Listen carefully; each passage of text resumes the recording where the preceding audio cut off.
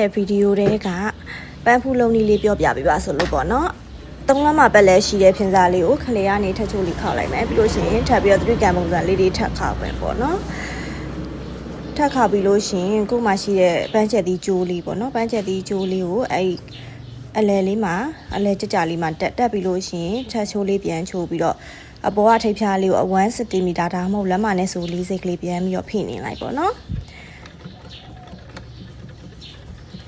ဖိနေပြီးလို့ရှိရင်အပေါ်ကပိုးနေတဲ့ဖြင်းစားလေးတွေကို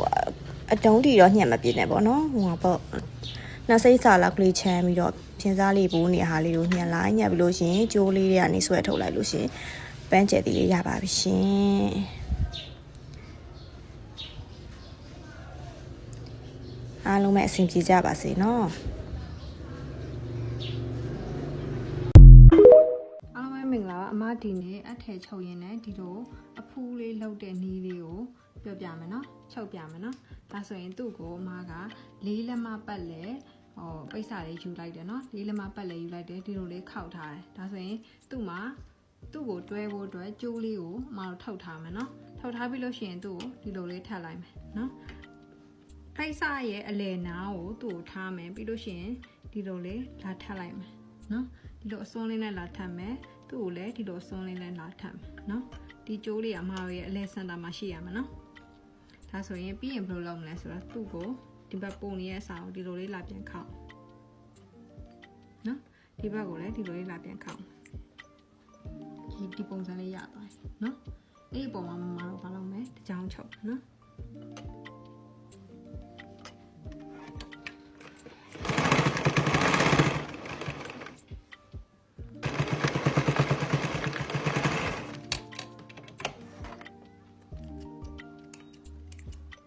ဆိုရင်ပုံလေးဟာလေးကိုမအောင်ညှက်ထုတ်လိုက်မယ်ဆိုရင်ညှက်ထုတ်လိုက်မယ်ပြီးရင်မတော့ဘာလုပ်မလဲကျိုးကိုဆွဲထုတ်ပြီးတော့လှန်လိုက်မယ်နော်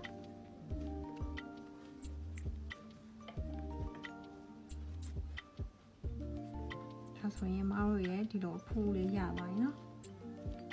ဒါဆိုရင်ဒီပုံစံလေးထွက်လာပြီနော်နောက်တစ်ဖက်ကိုလည်းတန်းလုပ်ကြည့်